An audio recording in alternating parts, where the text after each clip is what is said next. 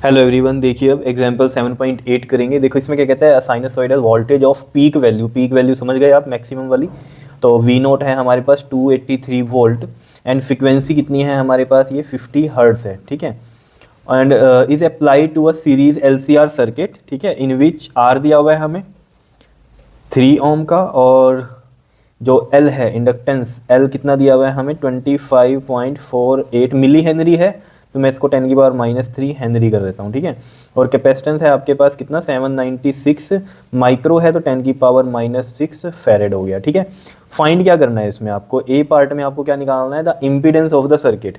तो LCR circuit है, उसके लिए इम्पीडेंस कैसे निकलता है आपके पास, आर का स्क्वायर प्लस में एक्स एल माइनस में एक्स सी का स्क्वायर। ये क्या है, एक्स एल।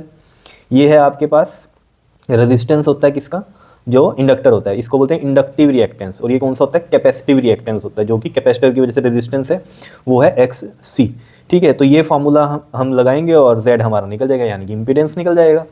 लेकिन इसमें सबसे पहले आप एक्स एल और एक्स सी निकालो, ये हमें नहीं गिवन, ठीक है ना, हमें तो एल और सी पता है। तो देखो एक्स एल क्या होता है हमारे पास, ओमेगा एल। तो ओमेगा क्या होता है 2πf, और ये हो गया एल, ये इस तरीके से निकलेगा। तो ये हो जाएगा देखो 2 इंटू में 3.14 है ना, तो मैं पाई की वैल्यू 3.14, पॉइंट हटा के 100 लगा दिया, और एफ है हमारे पास 50 और एल है हमारे पास 25.48, तो उसका भी 100 लगा दिया पॉइंट हटाकर, और 10 की पावर ये -3 आ गया ये वाला, ठीक है, समझ गए। अब देखो जरा, ये 0 से ये 0, 2 5 ज़ा 10, और ये 5 से ये 5 कट गया, ठीक है। यहाँ पर क्या बचा आपके पास, देखो 314 और 2548, इसको आप मल्टीप्लाई करो, 314 को 2548 से मल्टीप्लाई करोगे तो आपके पास आएगा 8,000,072, और इंटू में क्या है, ये 10⁻³ और नीचे क्या है हमारे पास 100 है। देखो ये 8,000,072 और नीचे है 100, और ये 10⁻³ भी नीचे जाके क्या बन जाएगा 10⁻3। तो ये एक तरह से आप देखोगे ये 1000 हो गया और ये 100 कितना हो गया, ये हमारे पास 1 लाख हो गया। यानी कि ये एक्चुअली में है क्या, 1 2 3 और ये है नीचे 1 2 3 4 5। अब ये 5 जब हटेंगी जीरो में तो पॉइंट कहाँ शिफ्ट हो जाएगा, लेफ्ट में। तो ये पॉइंट कहीं नहीं होता तो यहाँ होता है, यहाँ से देखो 5 इधर जाएगा, 1 2 3 4 5, तो ये आ गया 8.00072 ओम, और इसको अप्रॉक्सीमेट मैं 8 ओम लिख सकता हूँ।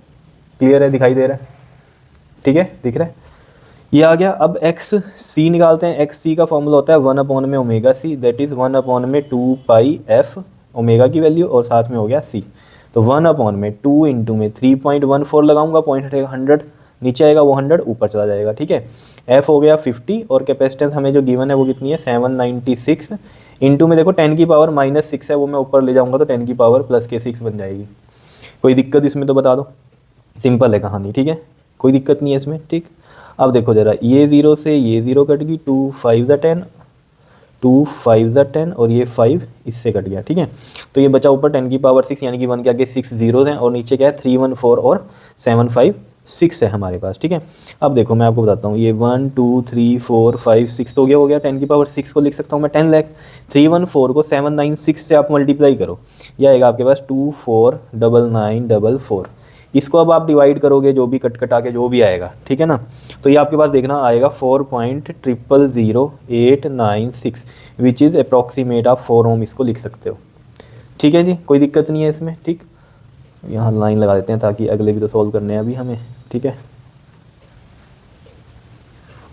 अब ये हो गया, ठीक है। अब देखो आर जो था हमारे सॉरी जेड जो था इम्पीडेंस जो हमें निकालना है, अगर उसकी हम बात करें तो वो क्या था हमारे पास, आर का स्क्वायर यानी कि 3 का स्क्वायर प्लस में एक्स एल कितना आया है 8, और एक्स सी कितना आया है 4, इसका स्क्वायर था, है ना, ये फॉर्मूले के अकॉर्डिंग। तो ये देखो कितना बन गया, 3 3 9 प्लस ये 4 का स्क्वायर, तो कितना आ जाएगा ये 9 प्लस 4 4 16 25, और 25 का रूट कितना होता है 5। तो 5 ओम जो है हमारे पास इम्पीडेंस आ गया, जो कि उसने पूछा था ए पार्ट में हमें। बी पार्ट की बात कर लेते हैं, कहता है the phase difference between the voltage across the source and the current. देखो फेज डिफरेंस क्या होता है फाई, ठीक है, याद है मैंने आपको जब पावर का फॉर्मूला लिखवाया था तो क्या कहा था, V R M S I R M S cos phi, और फाई क्या होता है इनके बीच का फेज एंगल या फेज डिफरेंस बोलेंगे वोल्टेज और करंट का। यही आपसे पूछ रहा है यहाँ पर, तो यानी कि देखो कोस फाई में मुझे ये फाई पूछ रहा है, ठीक है। तो देखो जरा हम किस तरीके से इसको कर सकते हैं यहाँ पर, अगर हमें कोस फाई अगर मैं इस तरीके से निकालूँ, देखो कोस फाई होता है हमारे पास R/Z, फॉर्मूला आपको पता है, ये पता है या नहीं पता, पता है ना सभी को, ठीक है। तो यहाँ से भी निकल सकता है ये, और इस फॉर्मूले से भी निकल सकता है। और अगर आपको याद हो LCR सर्किट में मैंने फाई का फॉर्मूला निकलवाया था, जिसमें मैंने बोला था tan phi is equal to में था आपके पास XL माइनस में XC और अपॉन में R, ठीक है।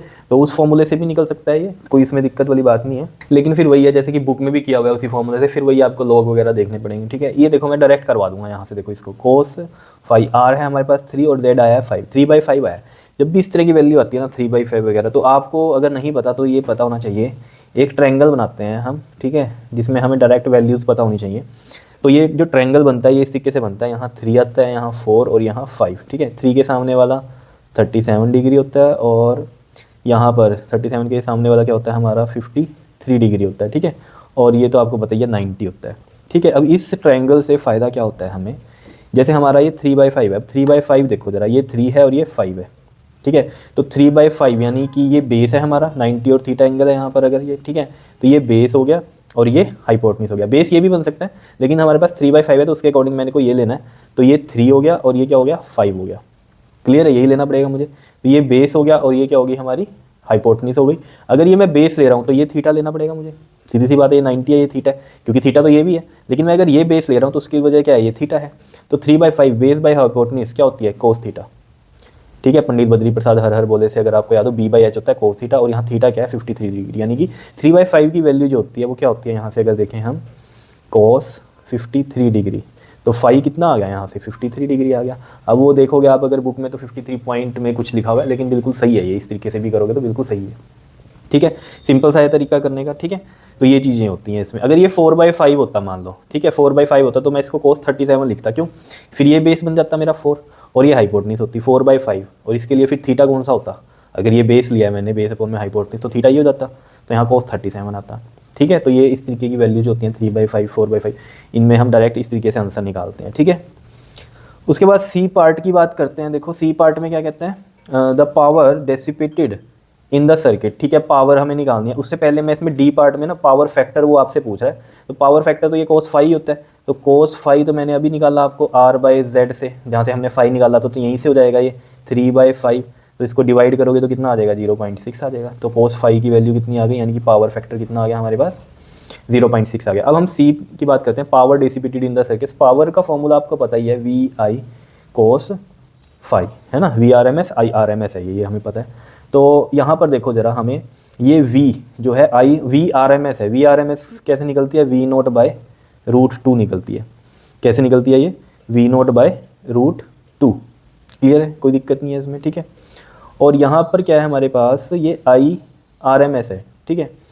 तो इसमें हम ना एक चीज़ कर सकते हैं, क्या कर सकते हैं, देखो इस cos फाई को अगर हम हटा दें यहाँ से तो बिल्कुल ईजी हो जाएगा हमारे लिए, क्योंकि फिर ये I के लिए भी IRMS हमें निकालना पड़ेगा, ठीक है ना। तो इसके लिए हम क्या कर सकते हैं, देखो बेस्ट तरीका क्या हो सकता है, देखो इसका V को भी ना हम चेंज करते हैं। देखो V का जो फॉर्मूला होता है वो क्या होता है IR होता है ना। और यहाँ पर V का फॉर्मूला क्या बन जाएगा IZ, क्योंकि टोटल रेजिस्टेंस यहाँ Z है। तो V को अगर मैं रखता हूँ IZ और I तो यहाँ है ही है, और cos फाई कितना होता है हमारे पास R/Z। तो देखो ये Z से ये Z कट गया तो क्या आया फॉर्मूला I²R, जो कि पावर लॉस में होता है ना, वही फॉर्मूला बन गया I²R, ठीक है। क्लियर है इतनी बात, ठीक है। तो वो पावर लॉस हम वहाँ से देखते थे, तो ये I²R आ गया, P पावर डेसिपेटेड भी वही रहेगी हमारी, ठीक है ना।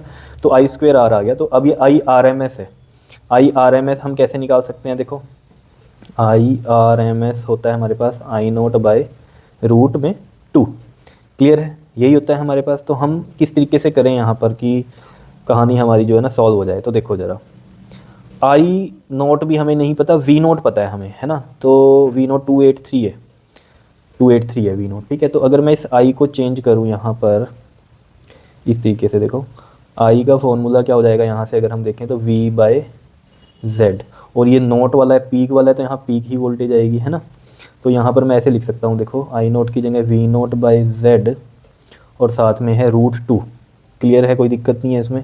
तो ये देखो 283 Z है हमारे पास 5, ठीक है, 5 आया था ना Z, और √2 यानी कि 1.414। तो इसको आप सोल्व करोगे ना तो 283 और 5 को इससे मल्टीप्लाई करोगे तो ये बनेगा 7.07, ठीक है। और इसको भी और डिवाइड करोगे अगर आप पॉइंट हटा के 100 लगाओगे ऊपर, ठीक है। तो ये अप्रॉक्सीमेट ना 40.0 समथिंग आएगा। तो मैं इसको अप्रॉक्सीमेट 40 लिख सकता हूँ, ठीक है। तो आई आर एम एस 40 आया है, तो पी इजकल टू में तो क्या था हमारे पास आई स्क्वेयर आर, तो 40 इंटू में 40 आई स्क्वेयर हो गया, और आर कितना है हमारे पास 3 है, आर कितना है 3, तो 4 4 का 16, 3 का 4800 वोट आ गया हमारे पास, दिखाई दे रहा है ये 4800 वोट। देखो आई स्क्वेयर आर था ना ये यहाँ से फॉर्मूला पी का, ठीक है, तो आई स्क्वेयर आई का स्क्वेयर कर दिया, आई आर एम एस जो आया वही होता है ये, ठीक है, और आर कितना था 3 था, तो 4800 वोट आ गया। अगर किलो वोट में करोगे तो डिवाइड बाई 1000 कर देना, 4.8 किलो वोट आ जाएगा। क्लियर है इतनी बात, बताओ समझ में आया। तो ये था हमारे पास सी पार्ट, और ये डी मैं निकलवा ही चुका हूँ पावर फैक्टर की कहानी इसमें। कर लोगे बताओ, सिंपल ही है, मुश्किल तो नहीं था क्वेश्चन, कर लोगे इसको। ओके जी, थैंक यू।